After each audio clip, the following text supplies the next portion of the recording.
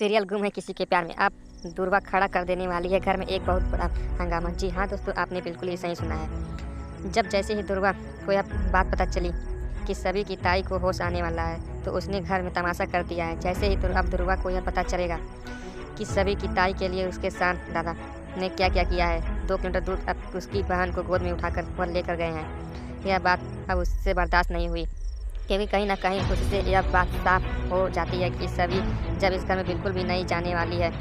सभी ने परमानेंटली ईशान के दिल में जगह कर ली है। दुर्वा को यह डर सता रहा है कि जिस तरह से अपनी ताई की सहानुभूति लेकर सभी ईशान के दिल में धीरे धीरे जगह बना रही है, तो कहीं वह अपनी ताई को लेकर भोसले निवास ही ना आ जाए और अपनी परमानेंटली सही ना रुक जाए। यहाँ अब जैसे ही सभी और ईशान घर पहुँचे तो यहाँ जब दुर्वा उन पर बरस पड़ेगी और कहेगी कि तुम्हारी हिम्मत कैसे हुई मेरे दादा का फ़ायदा उठाने की। मैं तुम्हारी सारी चालाकियाँ समझती हूँ, सभी तुम इतनी सीधी नहीं हो जितना तुम दिखती हो। अपनी लाचारी बेचारी वाली हरकतें करके तुम मेरे दादा को फ़ायदा उठा रही हो, मुझे अच्छी तरह से पता है। तभी तो तुम अपनी बहन का सहारा लेकर इस घर में टिकने के बहाने ही ढूंढ रही हो। तुम्हारी इन चालों को अच्छी तरह समझती हूँ।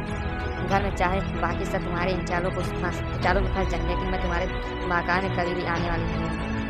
मैंने सुना है डॉक्टर्स ने तुम्हारी बहन का इलाज दूसरे तरीके से करने का निर्णय ले लिया है और उसे जल्दी ही वो आने की चांसेस भी है। लेकिन खबरदार, अगर तुम अपनी बहन को लेकर हमारे घर में आई तो मुझे अच्छी तरह पता है जैसे ही तुम्हारी ताई को होश आएगा तुम कुछ न कुछ करके उन्हें यहाँ ले आओगी।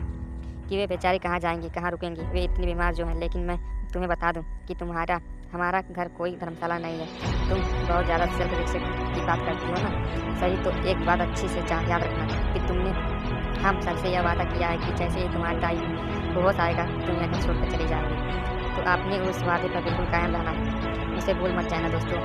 यहाँ अब सभी और ईशान दोनों को ही दुर्वा की बातें सुनकर बड़ा ही शौक लगा। उन्हें दुर्वा की बातें बहुत ही अजीब लगी, क्योंकि ईशान और सभी दोनों के दिमाग में ऐसा कुछ भी नहीं चल रहा था।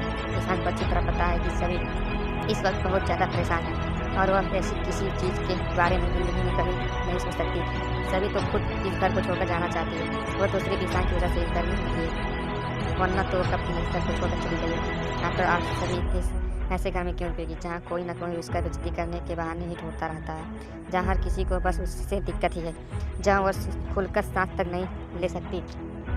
वहाँ सभी अब दुर्वा से कहेगी तुम्हें किसी बात का फिक्र करने की ज़रूरत नहीं है। दुर्वा, मैं और मेरी ताई तुम लोगों के घर बिल्कुल भी बोझ नहीं बनेंगे। हम मर जाएंगे लेकिन तुम्हारे घर वापस नहीं आएंगे। मुझे तो खुद इस घर में रहना पसंद नहीं है। मुझे तो यह घर एक जेल के काम का नहीं लगता। तो तुम मुझे क्या कहा भगाओगी?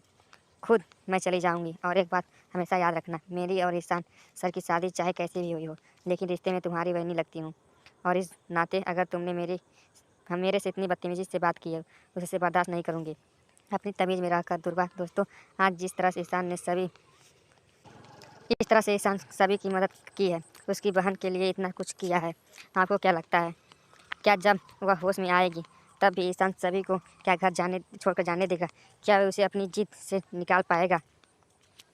अपनी राय कमेंट में ज़रूर बताएं।